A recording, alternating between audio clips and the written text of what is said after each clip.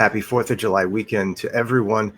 Let's talk about NIO stock and whether or not July could show NIO stock popping up and giving us at least some short-term upwards price movement. I thought this was fascinating. I actually noticed this a few months ago, but I waited to bring it up. Let's look at, and we're not going to talk about the fails to deliver in this video. Those are depicted by the white lines. We're going to talk about the stock price and the history of NIO stock. And so if we go back to 2023, in the month of July, here's where we see the move that NIO stock took. So if we look at this kind of spike, and this was July, August timeframe, this was higher than what we've seen in all years since then. If we then go back another year, this is the time frame, the July, August timeframe. And again, if we zoom out just a bit more, you see this price action was higher than it was for the rest of the year leading up to that then move in July-ish of 2023. And then if we go back even a year further into 2021, now we're talking about this would be that time frame. And I think this is actually the June-July time frame. So again, this was coming off of the big move that NIO stock had made in 2020. And it kind of maintained and popped back up in 2021 before obviously going down again. And if we go back even 1 year further into 2020, this is the July, kind of June, July timeframe where NIO stock really started to take off on that enormous move that it made very early for the stock and for the company, really, because they're still not profitable.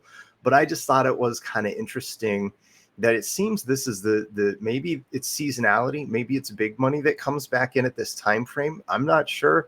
I'm not calling anything. I just wanted to make people aware of this because when I noticed we've got a little bit higher price action going back each of these years, right in this time frame, I just thought, well, let me point this out and let's see what others are thinking. Also, I wanted to share this because this is Laser. He's a trader and he specializes and kind of focuses on catching reversals. So he's very in line and focused on shorter term time frame and moves and things like that. And he's been talking about NIO and how he kind of thinks that July is when we'll see a run. So I've been watching his videos. I'm hoping he'll come out with a new video this weekend, this 4th of July weekend.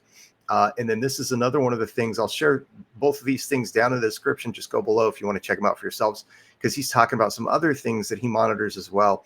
And you know, for me, it's always about continuing to research and stay kind of up on things.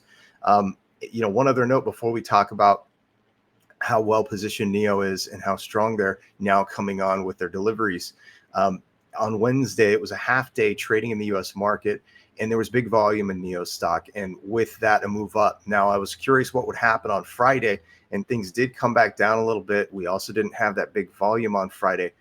So I think what we'll see is if big money does weigh back in, I think we'll see it kind of depicted by a clear upward move. And I also think probably the easiest, shortest term indicator that I'll be watching for is upward price movement that's fairly consistent with big trade volume on the daily side of things. So we'll see what happens. And also, again, you know, shout out to Laser because I'm kind of keeping an eye on what he's thinking and saying as well. NIO's a hard one to call, but historically over the last few years, it would appear that July might be a time frame when we would see the stock price go up. So let's see what happens through the rest of the month. Now let's talk, and this is only the new car making brands, but it's for the first full half of the year, and this includes NEVs. So you've got the hybrids competing against NIO as per this data anyway. And NIO is still very well positioned. Here's the really fun part is NIO, of course, is going to have their first sub-brand, Envo. The L60 vehicle is going to start deliveries in September. So obviously the numbers will go up for NIO. The question is, are they going to separate things out and show the brands differently? Are they going to include it all together? And now let's talk, because it kind of, with that in mind, this is all of the NEV makers. And so you've got BYD and Tesla and some of those, not just the new car makers, but this is still NEVs. So this is still NIO versus all the hybrid makers essentially. And NIO, I believe, in about the 12 spot here for the June numbers. Again, what happens if NIO with Envo and the L60 comes out separately? I got to think that they will be somewhere here in this range. If they include it with NIO, well, obviously, I would expect NIO to move up the rankings even further. So I want to hear from you on what your thoughts are. But this is kind of just a one-off. I wanted to talk a little bit. I'm big picture. It's down at the bottom of the screen. I normally am very focused on the long term, and I love the positioning that NIO has. I'm very bullish on the company, have been and remain that way. I intentionally chose NIO because it's an IDE, an innovative driven enterprise.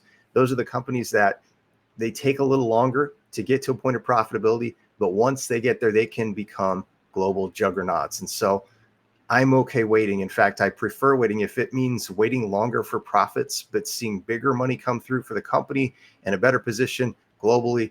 Then I think that translates well ultimately into the stock price. I just don't know the time frame. So at the bottom of the screen, I've got sort of the time frame, if you will, as I see it. And the third major growth phase, at least the initial one, would be once we've seen NIO with 1 million cumulative NIO sales, not sub-brand sales. Those are separate in my mind.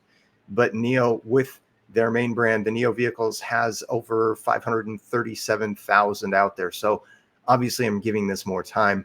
I think we'll know a lot more once that happens. And so I'll be able to then at that point do kind of a reset, a retake, revisit everything, and make a determination on where I'm at and what I'm thinking moving forward from there. But thank you for stopping by. Thank you for liking and subscribing if you haven't already, and come back and see me again.